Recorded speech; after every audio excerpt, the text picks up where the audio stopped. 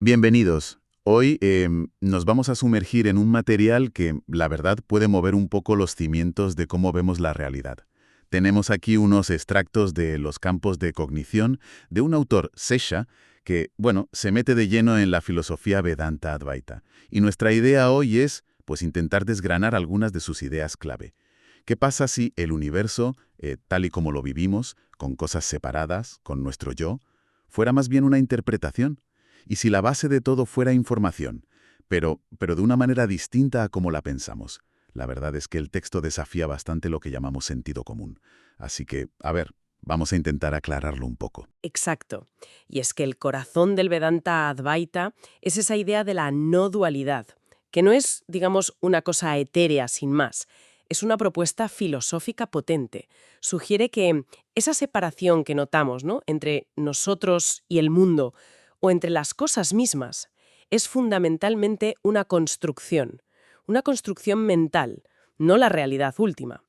Y la obra de Sesha, o al menos estos fragmentos, exploran justo eso, cómo surge esa percepción dual y cómo se relaciona con la conciencia, con la información misma. El arranque ya es fuerte. Propone que el universo es información. Tal cual. Cualquier cosa que pensemos, que percibamos, da igual, una piedra, una idea, una emoción, se representa en la mente como nombre y forma. Es como si la realidad que experimentamos estuviera hecha de esos ladrillos, ¿no? Ladrillos de información conceptual y sensorial. Así es. Pero aquí viene el giro clave del Vedanta según lo expone Sesha. Esa información, en su raíz, en lo más profundo, es no diferenciada. Es un continuo. Es no dual. La diferenciación que vemos, eso de esto es una silla, aquello es una mesa, yo estoy aquí, eso surge después. Es un resultado de cómo la mente interviene al conocer. La realidad base sugiere no viene ya partida en trozos. Claro, y aquí es donde a mí personalmente me empieza a dar vueltas la cabeza. Si la separación no es real en el fondo, ¿qué pasa con las fronteras? El texto menciona la paradoja dual. A ver, si hay dos cosas, tiene que haber un algo entre ellas, ¿no? Una línea divisoria. Pero Sesha dice que si intentas definir esa frontera de forma lógica, precisa, te topas con paradojas, que no se sostiene. Y digo yo, ¿cómo puede ser? Si la misma idea de frontera es, bueno, lógicamente problemática, ¿cómo podemos decir que las cosas están realmente separadas? Es una línea de pensamiento, bueno, fascinante, sí. Lo que Sesha parece proponer no es que la diferenciación no exista para nosotros, en nuestra experiencia. Claro que la experimentamos. Lo que dice es que no es una característica absoluta de la realidad en sí misma. Es más bien como una posibilidad que está ahí, latente, en esa información no diferenciada. Y esa posibilidad se activa, digamos, cuando la conciencia interactúa con la mente que interpreta. La ausencia de una frontera final, última, no es que borre la información. Lo que cuestiona es su aparente separación. La mente, podríamos decir, es la que dibuja esas líneas, sobre un lienzo que en el fondo es continuo. Entiendo. Entonces, la mente no es solo una ventana que mira, sino como un arquitecto que construye activamente lo que vemos. Senshal habla de 4 limitantes que la mente impone a esa información primordial para crear nuestro mundo. Menciona el de fronteras, que acabamos de comentar, el espacial, el causal y el interpretativo. O sea que la mente está constantemente construyendo esa sensación de un universo con objetos localizados, separados en tiempo y espacio, y con causas y efectos claros. Precisamente. Y la herramienta clave para esa construcción es el dúo nombre y forma. Cuando percibimos algo, la mente casi al instante lo clasifica. Le pone una etiqueta. Eso es un árbol. Y lo relaciona con cosas que ya sabe, con la memoria. Ah, se parece al árbol de mi pueblo. Ese acto de nombrar y dar forma, de conceptualizar, es lo que solidifica la percepción. Crea entidades que parecen separadas, estables. Se llama esto la creación de campos de cognición cerrados. Son como burbujas de percepción donde la información ya nos llega masticada, diferenciada. Los ejemplos que das son muy buenos, ¿sabes? Ver caras en las nubes o la típica ilusión de la cuerda que parece una serpiente en la oscuridad. En los dos casos, la mente no ve lo que hay sin más, proyecta una forma conocida. Y esto me lleva a otra cosa que leí en el texto y me dejó, bueno, pensando. ¿Alguna vez percibimos el presente de verdad? ¿Directamente? Pone ejemplos como mirar las estrellas o el sol. Lo que vemos no es como son ahora mismo, sino como eran hace minutos o años luz, el tiempo que tarda la luz. Podría ser que toda nuestra percepción normal, incluso de las cosas cercanas, sea siempre una especie de eco, una reconstrucción basada en información del pasado inmediato, filtrada y montada por la mente. Vivimos siempre como con un pequeño retardo. Pues mira, desde esta perspectiva que plantea Sesha, la respuesta es que sí. La cognición que pasa por el filtro mental, que siempre compara lo nuevo con lo viejo para entenderlo, implica necesariamente un desfase, aunque sea mínimo. El presente puro, ese aquí y ahora antes de cualquier etiqueta mental, se escaparía a esa forma de percibir, que es dualista y secuencial. De hecho, el texto va más allá. Sugiere que esta percepción mediada, este vivir en un mundo mentalmente construido, hecho de formas separadas que además cambian todo el rato, es la raíz del sufrimiento psicológico. Sufrimos porque nos agarramos a esas construcciones mentales, nuestro yo, nuestras ideas, lo que tenemos, como si fueran permanentes, y nos resistimos a que todo fluya, a que todo cambie. Vale, entiendo. Si nuestra experiencia normal funciona dentro de esos campos de cognición cerrados, donde la mente corta y pega, por así decirlo, hay una salida. Sesha introduce ese concepto, los campos de cognición. Suena un poco técnico, pero parece importante para entender cómo podríamos ir más allá de esta forma limitada de ver. ¿Qué son exactamente esos campos? Podríamos imaginar un campo de cognición como el espacio o el ámbito donde nuestra conciencia interactúa con la información en un momento concreto. Es el marco de lo que experimentamos. Y Sesha distingue principalmente dos tipos, que están asociados a formas distintas de conocer. Primero están los campos cerrados. Como decíamos, son los de la percepción dualista, donde manda la mente que interpreta con su nombre y forma. Aquí la información nos llega ya separadita. Corresponden a nuestros estados más habituales. El sueño, cuando soñamos, el pensamiento discursivo, cuando estamos despiertos pensando, e incluso la observación atenta. Porque incluso ahí hay una separación clara entre yo observo, el sujeto, la autoevidencia, y aquello es observado, el objeto, la evidencia. En estos campos cerrados, o somos conscientes del sujeto o del objeto, pero como que va cambiando el foco, ¿sabes? No de los dos a la vez, perfectamente fusionados. Y luego describe los campos abiertos. Estos se asocian ya a la experiencia no dual. La clave aquí es que en ellos la información se vive como no diferenciada.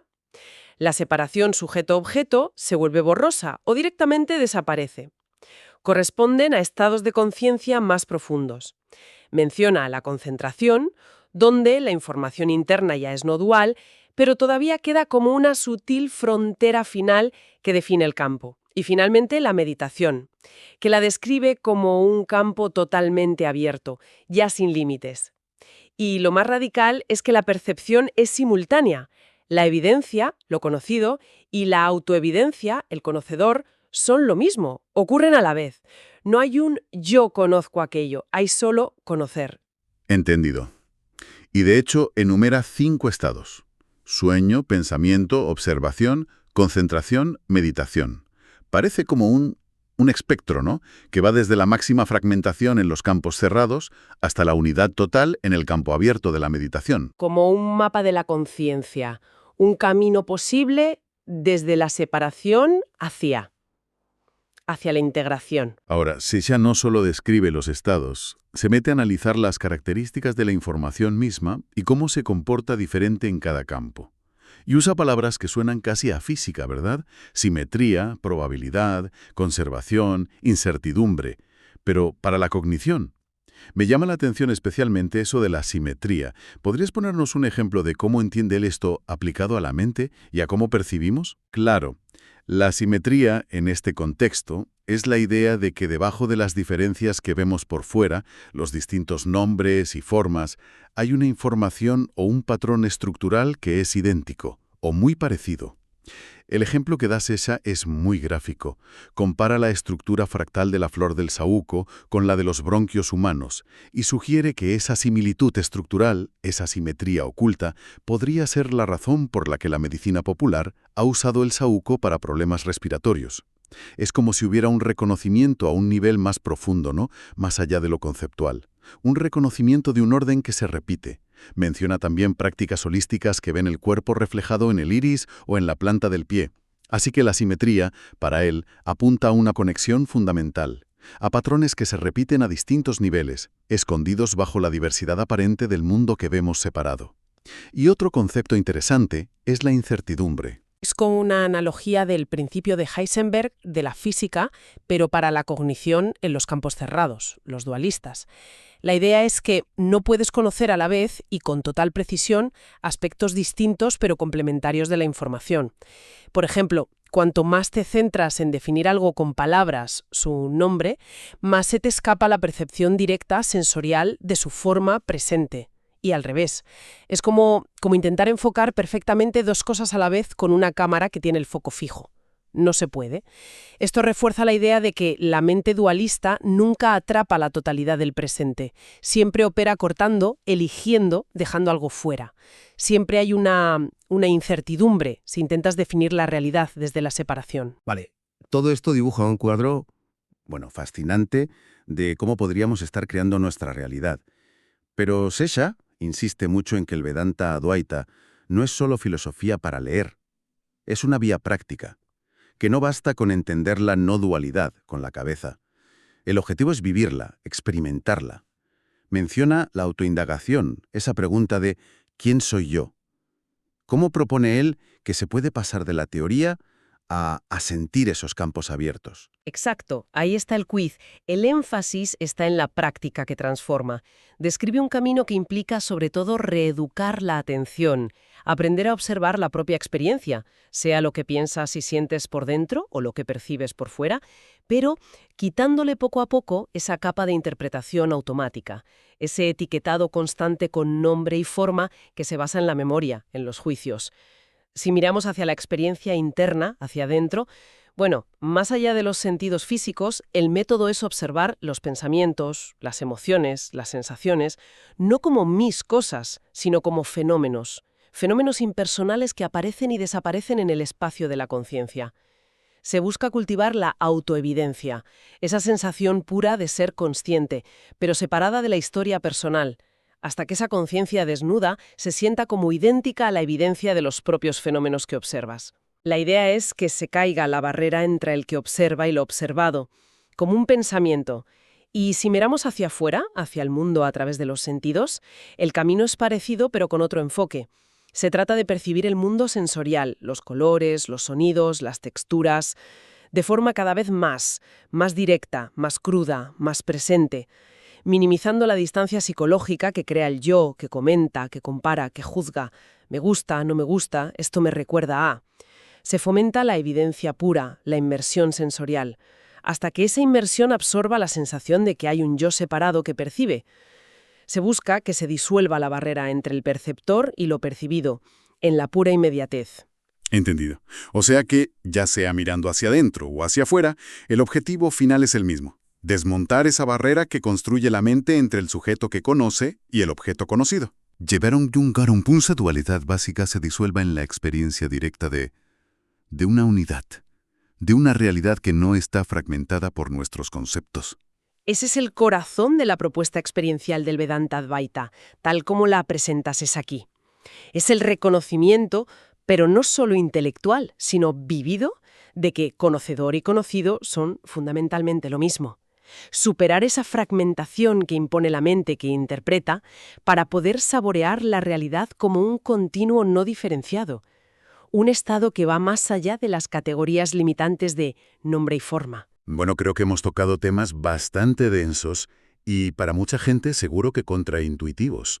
El mensaje central de Sesha en estos textos, visto desde el Vedanta Advaita, es un cuestionamiento radical de nuestra realidad de todos los días. Nos viene a decir que ese mundo que damos por hecho, lleno de objetos sólidos, separados, con un yo individual ahí en medio, podría ser en gran medida una especie de interfaz mental, una proyección sobre un fondo que, en esencia, es unido, es no dual. El tiempo que fluye sería, desde este punto de vista, el resultado de la actividad constante de la mente. Una mente condicionada por la memoria, por el lenguaje. Pero lo importante, creo, es que Sesha no lo presenta como algo inevitable, sino como una forma de percibir que se puede trascender. Insiste en que, con la práctica atenta, cambiando cómo usamos nuestra cognición, es posible ir más allá de esta interpretación habitual y tener destellos, o incluso una experiencia estable, de esa naturaleza no dual que está debajo de todo. Y eso nos deja con una pregunta. Bueno, una pregunta potente para darle vueltas, ¿no? Si aceptamos, aunque sea solo como una posibilidad a explorar, que nuestra forma habitual de ver el mundo, entidades separadas en tiempo y espacio, es una construcción de nuestra propia mente. ¿Qué significa eso realmente? ¿Qué implicaciones tiene para cómo nos vemos a nosotros mismos? ¿Para nuestras relaciones? ¿Para nuestro sitio en el universo? ¿Cómo sería experimentar el presente sin ese filtro constante del pensamiento que nos define por lo que fuimos y nos separa de lo que es ahora mismo? Sin duda, ¿eh? Algo profundo sobre lo que reflexionar.